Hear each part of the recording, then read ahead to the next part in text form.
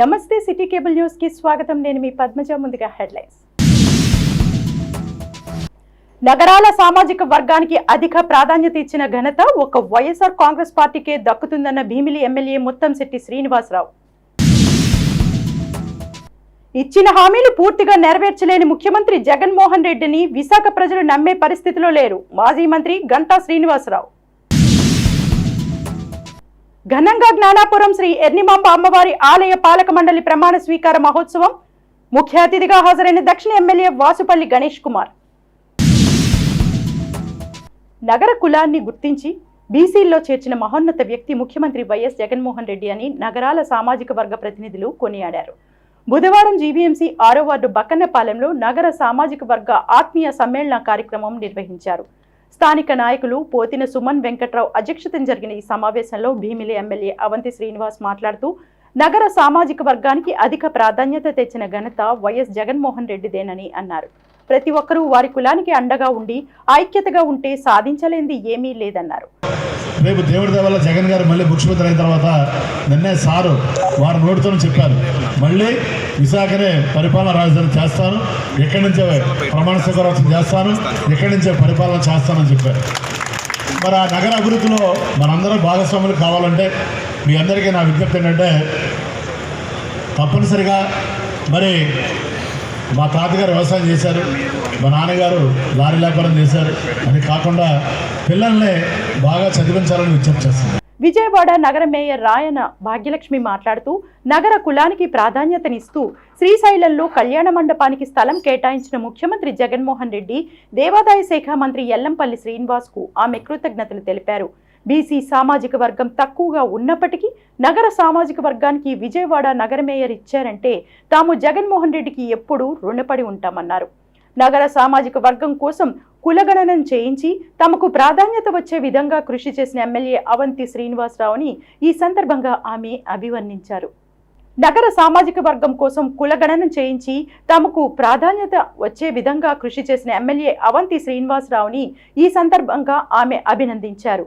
అది 120 ఏళ్ల చరిత్ర గల కాంగ్రెస్ ఆఫీస్. అది రాబోయే కాలంలోన అంతే ఖచ్చితంగా మనమందరం కూడా ఆయనకి అట్టగా ఉండాలి. రాబోయే రోజుల్లో ఆయన వెంటే ఆయనకి అన్నదమ్ములుగా అక్కచెల్లెలుగా మనకంటూ సహకారం మనం అందించగలిగితే నామినేటెడ్ పోస్టులు కానివ్వండి, రాబోయే కాలంలో కార్పొరేషన్లు కానివ్వండి, లేదా మీరు అడిగే కమ్యూనిటీ హాల్ కానివ్వండి, పూర్తి స్థాయిలో ఆయన సహాయ సహకారాలు మనకి ఎల్లలో ఉంటాయని నేను తెలియజేసుకుంటున్నాను. 6వ వార్డు కార్పొరేటర్ లక్ష్మీ ప్రియాంక మాట్లాడుతూ ఎమ్మెల్యే అవంతి శ్రీనివాసరావు నియోజకవర్గంలో అభివృద్ధితో పాటు స్థానికంగా ఉన్న సామాజిక వర్గాలకి అధిక ప్రాధాన్యత ఇస్తున్నారని పేర్కొన్నారు. అవంతి శ్రీనివాసరావు గారు కార్పొరేషన్ చైర్మన్ 2 సార్లు ప్రపోజ్ చేసి మధురవాడికి తీసుకొచ్చారు. ఆ ఘనత ఓన్లీ అవంతి శ్రీనివాసరావు గారికి దక్కింది. ఆయన బయలుదేరాడంటే పొద్దున ఈ మధురవాడ వస్తానంటే తప్పకుండా హనుమంత్ గారిని కానీ సీని గారిని కానీ వెనకాల కూర్చోబెట్టుకుని, అలానే ఎల్లాజీ ఉన్నాడు, అతను ఎప్పటి నుంచో మాతో ఉంటున్నాడు 15 సంవత్సరాల నుంచి. చాలామంది పేరు చెప్పాలంటే చాలా టైం పడుతుంది. నగరాల కార్పొరేషన్ చైర్మన్ పోతిన శ్రీనివాసరావు మాట్లాడుతూ భీమిలి ఎమ్మెల్యే అవంతి శ్రీనివాసరావు అండదండలతోనే తాను ఈ సామాజిక వర్గానికి చైర్మన్ గా అయ్యానన్నారు. మరి 56 కులాలు ఏర్పాటు చేసి మరి మన నగరాలకి ఒక ప్రత్యేక స్థానం ఏర్పాటు చేశారు. సింహాచలంలోను, శ్రీశైలంలోను, మరి అలాగే మన స్టేట్ కార్పొరేషన్ డెవలప్మెంట్ చైర్మన్ గా గతంలో ప్రహ్లాద్ సుజాతి గారికి ఇచ్చారు. మళ్ళీ మన అవంతి గారు మరి మన శ్రీనివాస్కి ఇవ్వాలి, ఎలాగైనా బాగా కష్టపడే వ్యక్తి అని సుబ్బారెడ్డి గారితో చెప్పి మరి జగన్మోహన్ రెడ్డి గారితో మాట్లాడించి మరి పోస్ట్ నాకు ఇవ్వడం జరిగింది. కార్యక్రమంలో పొట్నూరు ఛాయా గౌతమి, సింహాచల దేవస్థానం ట్రస్ట్ బోర్డు మెంబర్ పిల్లా కృష్ణమూర్తి, నాగోతి శ్రీనివాసరావు, నాగోతి నరసింహులు, నాగోతి నాగయ్య, బోయన బాబ్జీ, పిల్లా రామ్మోహన్ రావు తదితరులు పాల్గొన్నారు.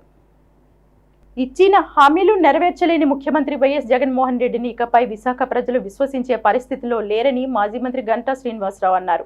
ఎంవీపీలోని తన నివాసంలో బుధవారం ఏర్పాటు చేసిన మీడియా సమావేశంలో ఆయన మాట్లాడుతూ ప్రజలకు ఇచ్చిన హామీలను పూర్తిగా నెరవేర్చలేని ముఖ్యమంత్రి చివరి రోజుల్లో విశాఖలో వైజాగ్ విజన్ సదస్సు నిర్వహించడాన్ని వ్యతిరేకించారు. విశాఖ విజన్ అనే డాక్యుమెంట్ పవర్ పాయింట్ ప్రెజెంటేషన్ను అధికారంలోకి వచ్చిన తర్వాత మొదటిసారిగా ఏర్పాటు చేయాలి కానీ ఎన్నికల ముందు ప్రదర్శించడం దురదృష్టకరమన్నారు. 2019 ఎన్నికల్లో ఒక్క ఛాన్స్ అంటే ప్రజలు నమ్మి ఓట్లు వేసి భారీ మెజార్టీతో గెలిపించారని, అలాంటి పరిస్థితుల్లో కూడా విశాఖలో 4 దిక్కుల్లోనూ తెదేపా జయకేతనం ఎగరవేసిందన్నారు.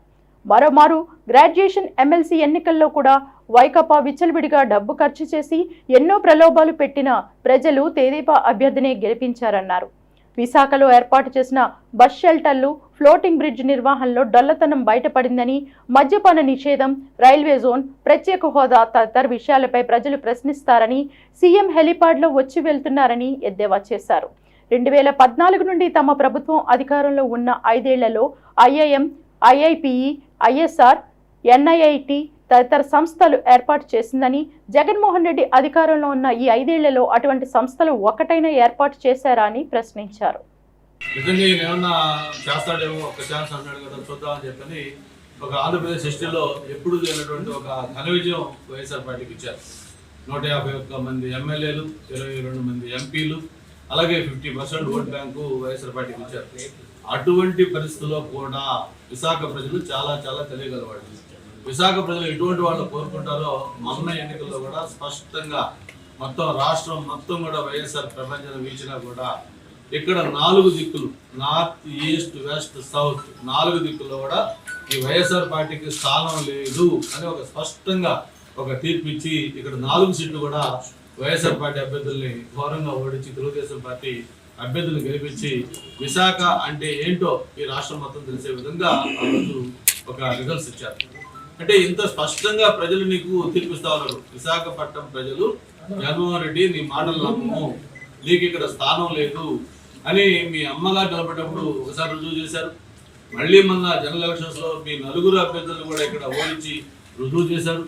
మళ్ళీ లేటెస్ట్ గా మొన్నే మీరు ఎమ్మెల్సీ, గ్రాడ్యుయేట్ ఎమ్మెల్సీ ఏదైతే ఎన్నికలు జరిగాయో గ్రాడ్యుయేట్ ఎమ్మెల్సీ ఎన్నికల్లో చిరంజీవి గారు తెలుగుదేశం పార్టీ అభ్యర్థిగా చివరి నిమిషంలో పెట్టినా కూడా మరి చిరంజీవి గారిని కూడా భారీ మెజార్టీతో గెలిపించి వైఎస్ఆర్ పార్టీకి విశాఖపట్నంలో స్థానం లేదు, నిన్ను విశాఖపట్నం ప్రజలు నమ్మరు అని ఒక స్పష్టంగా తీర్పిచ్చిన విషయం అందరూ కూడా అవసరం ఉంది.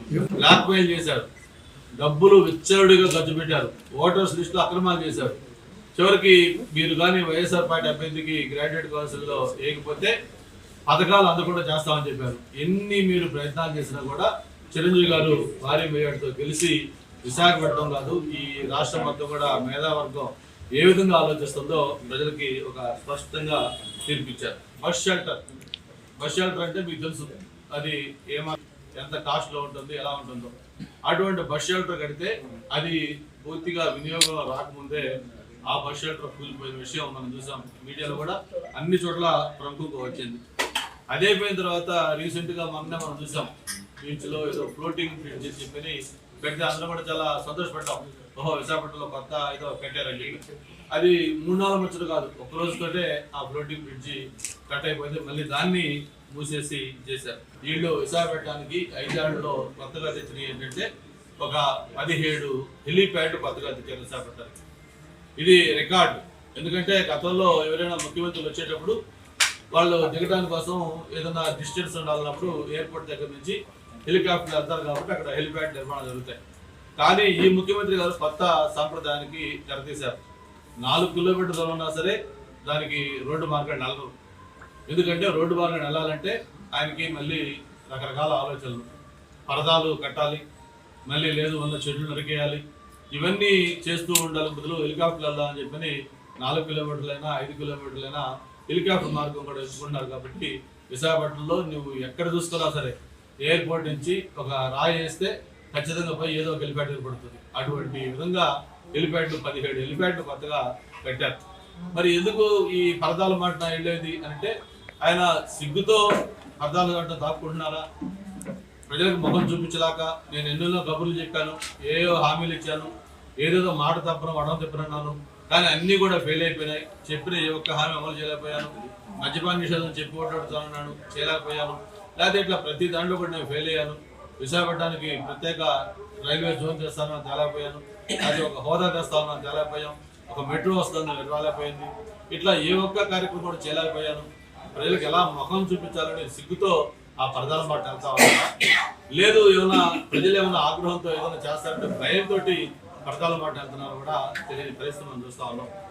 కోరిన కోర్కెలు తీర్చే కల్పవల్లిగా పేరుగాంచిన కోస్తా జిల్లాల ప్రజల ఇలవేల్పుగా పూజలందుకుంటున్న జ్ఞానాపురం శ్రీ ఎన్నిమాంబ అమ్మవారి ఆలయ పాలక మండలి ప్రమాణ స్వీకారం దక్షిణ ఎమ్మెల్యే వాసుపల్లి గణేష్ కుమార్ ఆధ్వర్యంలో అత్యంత వేడుకగా నిర్వహించారు. ఈ కార్యక్రమంలో ఆలయ కమిటీ చైర్మన్ లండా రమణ, సభ్యులతో ఎండోన్మెంట్ అసిస్టెంట్ కమిషనర్ శిరీష ప్రమాణ స్వీకారం చేయించారు.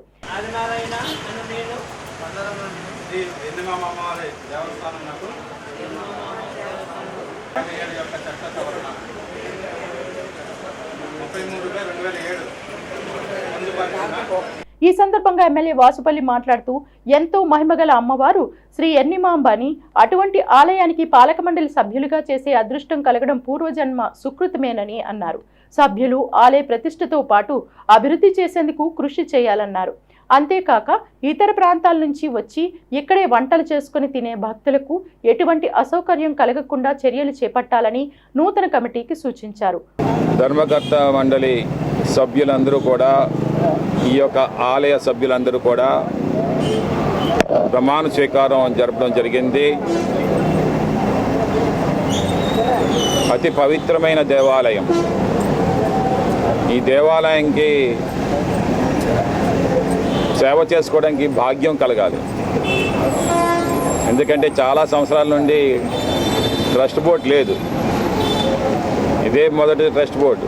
లండా రమణ గారు అయితే ఈ ఆలయానికి బాగా చైర్మన్గా మరింత అభివృద్ధికి తీసుకుని వెళ్తారని చెప్పేసి వారి పేరుని చూసేసిన పిదప ఏకగ్రీవంగా సభ్యులందరూ కూడా వారి సమక్షంలోనేమో చైర్మన్గా లండా రమణ గారినేమో మేమేమో ఎన్నుకుంటా ఉన్నాం. ఆలయ కమిటీ చైర్మన్ లండా రమణ మాట్లాడుతూ అమ్మవారి సేవ చేసుకునే భాగ్యం కల్పించిన ఎమ్మెల్యే వాసుపల్లి ఇతర పెద్దలకు కృతజ్ఞతలు తెలిపారు. ఇంత గొప్ప మంచి అవకాశం కల్పించిన సౌత్ ఎమ్మెల్యే శ్రీ వాసుపల్లి గణేష్ కుమార్ గారికి, అలాగే మా వార్డు కార్పొరేటర్ తోట పద్మావతి గారికి, అలాగే ఎండోమెంట్ డిపార్ట్మెంట్ మేడం గారికి, శిరీష మేడం గారికి, ఈవో గారికి, ముఖ్యంగా మా సభ్యులందరికీ అభినందన తెలుపుకుంటూ, ముందుగా ఇంత మంచి అవకాశం కల్పించిన ఎమ్మెల్యే గారికి ఎప్పుడు కూడా రుణపడి ఉండాలి. ఎందువల్లంటే ఎన్నో ప్రాబ్లమ్స్ మధ్యలో, ఎన్నో ఇబ్బందుల మధ్యలో ఈ అమ్మవారి టెంపుల్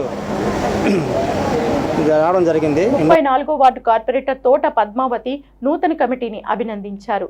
కార్యక్రమంలో ఆలయ కార్యనిర్వహణాధికారి సురేష్, వైసీపీ సీనియర్ నాయకుడు లింగం శ్రీనివాస్ తదితరులు పాల్గొన్నారు. విశాఖ పర్యటనకు వచ్చిన ముఖ్యమంత్రి వైఎస్ జగన్మోహన్ రెడ్డి రానున్న ఎన్నికల్లో ఘన విజయం సాధించి మళ్లీ తానే ముఖ్యమంత్రిగా ప్రమాణ స్వీకారం చేసి విశాఖ నుండే పాలన సాగిస్తానని చెప్పడాన్ని, అవన్నీ జగన్ పగటికల్లుగా అభివర్ణిస్తున్నామని తెలుగుదేశం పార్టీ జిల్లా అధ్యక్షులు పల్లా శ్రీనివాసరావు అన్నారు. బుధవారం నగరంలోని తెలుగుదేశం పార్టీ ప్రధాన కార్యాలయంలో ఏర్పాటు చేసిన మీడియా సమావేశంలో ఆయన మాట్లాడుతూ, ప్రశాంతమైన విశాఖ నగరంలోనూ శాంతి కాముకులైన ఉత్తరాంధ్ర ప్రజలు భయభ్రాంతులకు గురవుతున్నారని ఆందోళన వ్యక్తం చేశారు. భవిష్యత్తులో జగన్మోహన్ రెడ్డి విశాఖ నుండి పాలన కొనసాగిస్తే రాయలసీమ ప్రాంత పరిస్థితులు తలెత్తుతాయనే ఆందోళనలో ప్రజలు ఉన్నారన్నారు. సీఎం జగన్ విశాఖలో ఉన్న ఆస్తులను తనఖా పెట్టి ఎన్ని కోట్లతో నగరాన్ని అభివృద్ధి చేశారో చెప్పాలని డిమాండ్ చేశారు. విశాఖ ప్రజల స్వేచ్ఛను జగన్ హరించారని పల్లా శ్రీనివాస్ మండిపడ్డారు. జగన్మోహన్ రెడ్డి గారు, ఈ రాష్ట్ర ముఖ్యమంత్రి గారు వచ్చి విశాఖపట్నంనే మేము మళ్ళీ అభివృద్ధి చేస్తాం, సుమారు 1,00,000 కోట్లు పెట్టి మేము ఇక్కడ పరిపాలనా రాజధాని చేస్తామని చెప్పేసి మళ్ళీ కళ్ళబొల్లి మాటలు చెప్పడానికి నేను ఇక్కడికి వచ్చి నేను మళ్ళీ ముఖ్యమంత్రిని అవుతాను, ఇక్కడ ప్రమాణ స్వీకారం ఇక్కడే చేస్తానని చెప్పేసి ఈ ఇండస్ట్రీస్లతో మాట్లాడుతూ ఆయన చెప్పారు.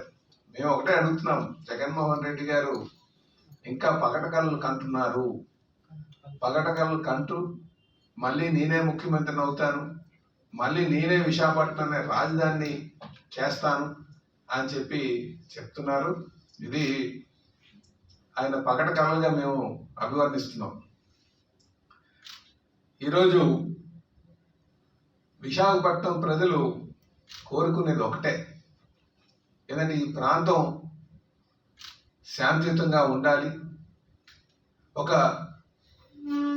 అందరూ కూడా ఆనందంగా ఉండాలి. అంటే శాంతి కాముకులు విశాఖపట్నం ప్రజలు. ఈరోజు ఇక్కడ ఉన్నటువంటి ప్రజలు ఏ విధంగా ఫీల్ అవుతున్నారంటే, ఎవరు వచ్చి ఏది దోచుకుంటారా, ఎవరు వచ్చి మళ్ళీ తిరగబడతారా మనల్ని అంటే ఒక భయంతో ఒక అంటే గదగదలు ఆడుతున్నటువంటి పరిస్థితి ఈరోజు విశాఖపట్నంలో, ఉత్తరాంధ్రలో ఉంది. ఒకవేళ పోలీస్ స్టేషన్కి వెళ్ళినా పోలీసులు పట్టించుకునేటువంటి తీరు లేదు. అలాగే ఎవరు వచ్చి ఏ ల్యాండ్ కబ్జా చేస్తారు అనే భయం. ఇలాగా అంటే శాంతియుతమైనటువంటి వాతావరణం జగన్మోహన్ రెడ్డి గారు వచ్చిన తర్వాత ఇక్కడ విశాఖపట్నంలో కోల్పోయింది. విశాఖపట్నం అనే ఒక పరిస్థితిలో విశాఖపట్నం ఉంది అని చెప్పేసి ఈ సందర్భంగా తెలియజేస్తున్నా. అంటే రేపు జగన్మోహన్ రెడ్డి గారు ఇక్కడికి వస్తాను అంటే రాయలసీమ కల్చర్ తీసుకొస్తారు అనే భయంతో ఎక్కువ మంది ఉన్నారన్నది చెప్పడం మా ఉద్దేశం అని చెప్పేసి మీకు తెలియజేస్తున్నాం. అంటే ఎవరైనా సరే విశాఖపట్నంలో మీరు గమనించండి, విశాఖపట్నం చరిత్రకు ఒకసారి గమనించండి, ఉత్తరాంధ్ర చరిత్ర ఒకసారి గమనించండి. ఏ ప్రాంతం నుంచి వచ్చినా సరే వాళ్ళ రెండు చేతులతో ఆహ్వానించి వాళ్ళలో కలుపుకొని బ్రతికేటువంటి పరిస్థితి ఉంటుంది. గడిచిన 4 సంవత్సరాలుగా 10 నెలలుగా ఆ పరిస్థితి ఉందా? ఇది ప్రజలందరూ కూడా వాళ్ళు అడుగుతున్నారు.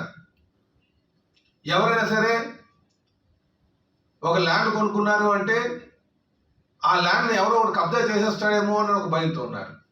ప్రజలు ఈరోజు స్వేచ్ఛ లేదు, భయభ్రాంతులతో బతుకుతున్నాం. ఎవరు కంప్లైంట్ చేయాలో తెలియనట్టు పరిస్థితిలో ఉన్నారు. మా ఆస్తులకు రక్షణ లేదు, ఎవరు దాడులు చేస్తారో తెలియనటువంటి పరిస్థితిలో ఉన్నాం. ఈ పరిస్థితికి కారణం వైసీపీ గవర్నమెంట్. దీనికి సమాధానం చెప్పండి. ఎందుకు విశాఖపట్నం ప్రజల యొక్క స్వేచ్ఛను మీరు హరించారు? భయభ్రాంతులకు ఎందుకు గురి చేశారు? దానికి సమాధానం చెప్పండి. ఈరోజు విశాఖపట్నంలో ఉన్నటువంటి ఆస్తులు ఎన్ని కోట్లు మీరు అసలు మీకు తనఖా పెట్టేటువంటి రైట్ ఎవరు ఇచ్చారు? ఏపీ డెవలప్మెంట్ కార్పొరేషన్ కింద మీరు అది తనఖా పెట్టారు. ఎన్ని వేల కోట్లతో విశాఖపట్నాన్ని మీరు అభివృద్ధి చేశారని చెప్పండి. పరిపాలన రాజధాని అని చెప్పి విశాఖపట్నంలో ఆ రుషికొండను ఎందుకు గుడి చేశారో చెప్పండి. ఎందుకు అది రెస్ట్రిక్టెడ్ ఏరియా కింద పెట్టారో చెప్పండి. రేపు రుషికొండలో ఉన్నటువంటి వెంకటేశ్వర స్వామిని మీరు తనఖా పెట్టారని గ్యారంటీ ఉందా? వెంకటేశ్వర స్వామి టెంపుల్ బాగా కనిపిస్తుంది ఇప్పుడు ఈరోజు. ఆ కొండను మీరు తనఖా పెట్టకుండా ఉంటారా? భరోసా ఏమైనా ఇవ్వగలరా? కలెక్టర్ ఆఫీస్ని ఎందుకు తనఖా పెట్టారు? పాత కలెక్టర్ ఆఫీస్ని తనఖా పెట్టారు, పాలిటెక్నిక్ కాలేజ్ తనఖా పెట్టారు, ఫారెస్ట్ గెస్ట్ హౌస్లు మీరు తనఖా పెట్టారు, ఎంఆర్ఓ ఆఫీసులు తనఖా పెట్టారు. మీకు ఎవరు ఇచ్చారు ఈ హక్కు? అంటే విశాఖపట్నం ప్రజలంటే అంత అమాయకులు అనుకుంటున్నారా? ఈరోజు ఇది కేవలం మేము ఒకటే తెలియజేస్తున్నాం, జగన్మోహన్ రెడ్డి గారికి బుద్ధి చెప్పాల్సినటువంటి సమయం ఆసన్నమైంది. ఉత్తరాంధ్ర ప్రజలందరూ కూడా దానికి సంసిద్ధంగా ఉన్నారు. ఈరోజు వైసీపీ నాయకులకి రాజకీయంగా అంతిమయాత్ర చేయడానికి ఉత్తరాంధ్ర ప్రజలందరూ కూడా సిద్ధంగా ఉన్నారని చెప్పేసి ఈ సందర్భంగా తెలియజేస్తూ సెలవు తీసుకుంటున్నాం. విశాఖ సిటీ పరిధిలో భూ కబ్జాదారులపై పోలీస్ కమిషనరేట్కు ఫిర్యాదులు ఎక్కువగా వచ్చిన నేపథ్యంలో అన్ని పోలీస్ స్టేషన్లోనూ నగర పోలీస్ కమిషనర్ స్పందన కార్యక్రమాన్ని ఏర్పాటు చేశారు. భూబాధితులు ఫిర్యాదు చేస్తే విచారణ జరిపి సత్వరమే న్యాయం చేసేందుకు కృషి చేస్తామని చెప్పడంతో బాధితులు పోలీస్ స్టేషన్ల వద్ద క్యూ కట్టారు. ఈ మేరకు దువ్వాడ పోలీస్ స్టేషన్ పరిధిలో అక్షయ గ్రాండ్ హోటల్లో డీసీపీ మేక సత్యబాబు ఆధ్వర్యంలో నిర్వహించిన స్పందన కార్యక్రమంలో 20 మంది వరకు భూ బాధితులు ఫిర్యాదు చేశారని డీసీపీ మేక సత్యబాబు తెలిపారు. భూముల ఆక్రమణదారులు ఎంతటి వారైనా చట్టపరంగా కఠిన చర్యలు తీసుకుంటామని ఆయన హెచ్చరించారు. తప్పుడు డాక్యుమెంట్స్ తయారు చేసి ఆక్రమణలు చేసిన వారిపై న్యాయస్థానం ఆదేశాలతో చర్యలు తీసుకుంటామన్నారు. కార్యక్రమంలో దువ్వాడ సీఐ ఎర్రంనాయుడు, సిబ్బంది, ఫిర్యాదుదారులు తదితరులు పాల్గొన్నారు. గౌరవ కమిషనర్ ఆఫ్ పోలీస్ వారి ఆదేశాల మేరకు విశాఖపట్నం సిటీలో కొంచెం ల్యాండ్ ఇష్యూస్ ఎక్కువగా ఉన్నటువంటి ఆల్ పోలీస్ స్టేషన్స్ లిమిట్స్లో ఈ ల్యాండ్ గ్రాబింగ్కి సంబంధించి ఎటువంటి సంఘటనలు జరగకుండా ఈ స్పందన కార్యక్రమాన్ని ఏర్పాటు చేయడం జరిగింది. ఎందుకంటే నూతన ఈ రాజధాని నగరంలో ప్రజలందరి యొక్క వాళ్ళ ప్రాణమానాలతో పాటు వాళ్ళ ఆస్తులకు కూడా రక్షణ ఉండాలనేటువంటిది ప్రభుత్వం యొక్క ఉద్దేశం. ఈ ఉద్దేశం మేరకు ఎక్కడైతే ఈ land disputes, land grabbing issues ఎక్కడైతే ఉన్నాయో అక్కడ ప్రజల నుంచి ఫిర్యాదులు స్వీకరించి ఆ ఫిర్యాదుల్ని చట్టపరంగా ఏ విధంగా డిస్పోజ్ చేయాలో ఆ విధంగా డిస్పోజ్ చేయమని చెప్పేసి ఆదేశాలు ఇవ్వడం జరిగింది. దాంట్లో భాగంగానే ఈరోజు దువ్వాడ పోలీస్ స్టేషన్ పరిధిలో ఇటు సిటీ డెవలప్ అవుతూ ఉంది. ఇక్కడ వస్తున్నటువంటి యొక్క ల్యాండ్ గ్రాబింగ్ ఇష్యూస్ అన్నిటిని కూడా ఒకసారి తెలుసుకొని వాటి మీద ఏదన్నా క్రిమినల్ కంటెన్షన్స్ ఏమన్నా ఉన్నట్లయితే దాని ప్రకారం క్రిమినల్ చర్యలు తీసుకుంటాము. లేదన్నట్లయితే అది సివిల్ డిస్ప్యూట్గా ఉన్నట్లయితే చట్ట ప్రకారం కోర్టులు కోర్ట్స్ ఏ విధంగా అయితే దాన్ని ఆర్డర్స్ ఇస్తే దాని ప్రకారం డిస్పోజ్ చేయడం జరుగుతుంది. ఇప్పటి వరకు అయితే ఒక దగ్గరగా ఒక 20 వరకు ఫిర్యాదులు వచ్చినాయి. తప్పనిసరిగా దీని మీద క్లియర్ ల్యాండ్ గ్రాబింగ్ ఉండి, క్రిమినల్ కంటెన్షన్స్ ఉండి, అన్యాయంగా ఎవరి భూమినైనా ఆక్రమించేటువంటి అటువంటి ఏమైనా జరిగితే తప్పనిసరిగా వారి మీద క్రిమినల్ చర్యలు తీసుకోవడం జరుగుతుంది. ల్యాండ్ గ్రాబర్స్ని ఎవరిని కూడా స్పేర్ చేసేది లేదు. మధురవాడ ప్రాంతంలో ఉన్న నారాయణ స్కూల్ గుర్తింపును వెంటనే రద్దు చేయాలని human rights national co convener Pudipeddi Sharma demand చేశారు. ఈ సందర్భంగా నారాయణ స్కూల్ గుర్తింపు రద్దు చేయాలని బుధవారం విద్యాశాఖ అసిస్టెంట్ డైరెక్టర్కు వినతి పత్రం సమర్పించారు. ఈ సందర్భంగా మీడియాతో ఆయన మాట్లాడుతూ నారాయణ స్కూల్కు విద్యాశాఖ నుండి ఎటువంటి అనుమతులు లేవని, దీన్ని ఆంధ్రప్రదేశ్ మానవ హక్కుల సంఘం మరియు పేరెంట్స్ అసోసియేషన్ తరపున తీవ్రంగా ఖండిస్తున్నామన్నారు.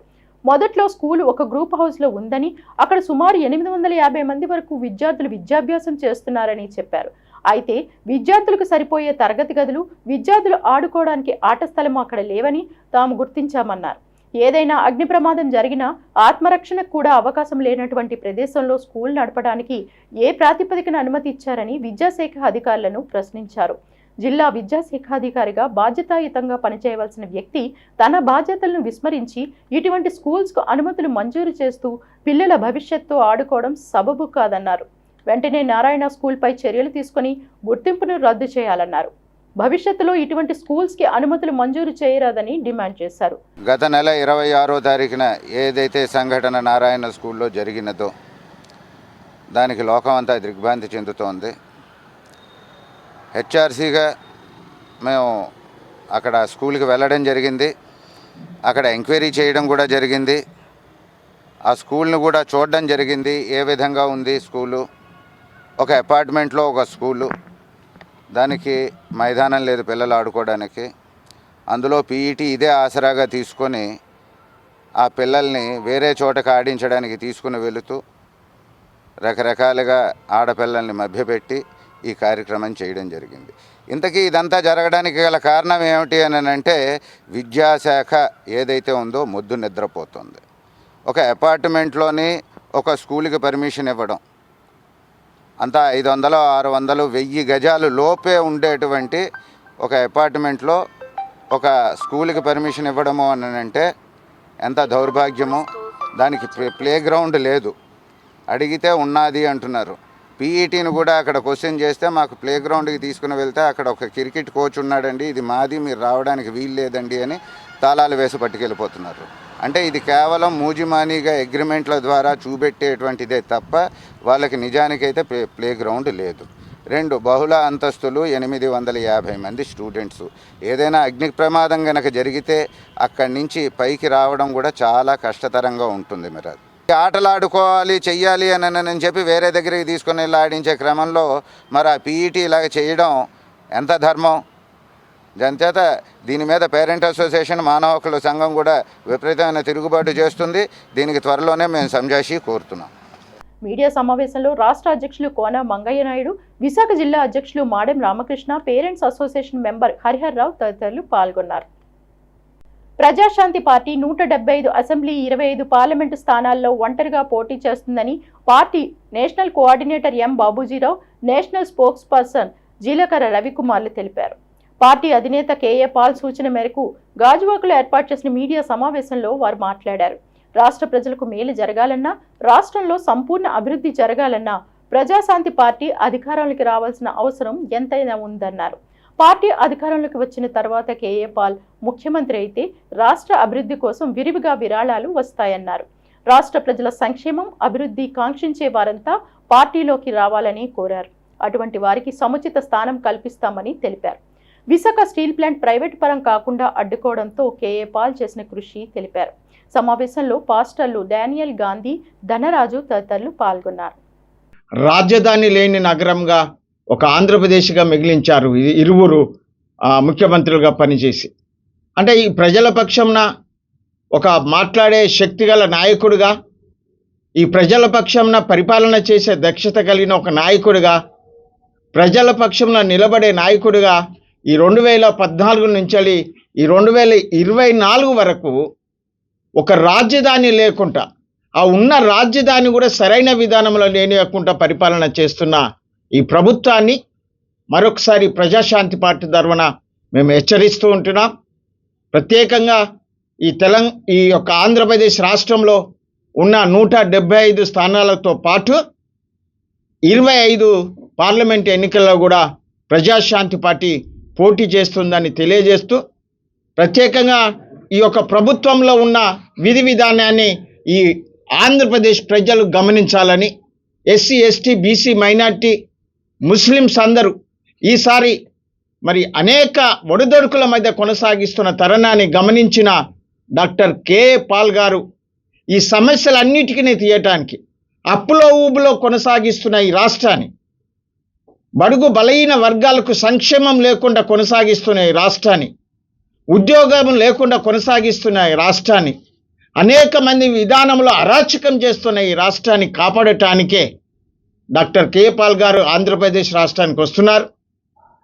నిరంతరం ప్రజలతోనే ఉంటూ సమస్యల పరిష్కారమే లక్ష్యంగా పనిచేస్తానని భీమిలి స్వతంత్ర అభ్యర్థిని నాగోతి నాగమణి ప్రజా పరిచయ కార్యక్రమంలో హామీ ఇచ్చారు.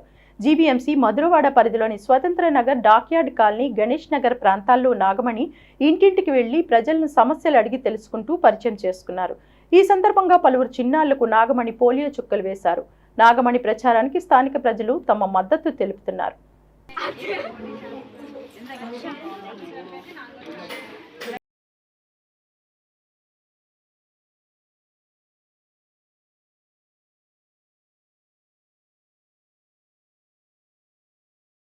వార్తలు ముగించే ముందు ముఖ్యాంశాలు మరొకసారి. నగరాల సామాజిక వర్గానికి అధిక ప్రాధాన్యత ఇచ్చిన ఘనత ఒక వైఎస్ఆర్ కాంగ్రెస్ పార్టీకే దక్కుతుందన్న భీమిలి ఎమ్మెల్యే ముత్తంశెట్టి శ్రీనివాసరావు. ఇచ్చిన హామీలు పూర్తిగా నెరవేర్చలేని ముఖ్యమంత్రి జగన్మోహన్ రెడ్డిని విశాఖ ప్రజలు నమ్మే పరిస్థితిలో లేరు. మాజీ మంత్రి గంటా శ్రీనివాసరావు. ఘనంగా జ్ఞానాపురం శ్రీ ఎర్నిమాంబ అమ్మవారి ఆలయ పాలక మండలి ప్రమాణ స్వీకార మహోత్సవం. ముఖ్య అతిథిగా హాజరైన దక్షిణ ఎమ్మెల్యే వాసుపల్లి గణేష్ కుమార్.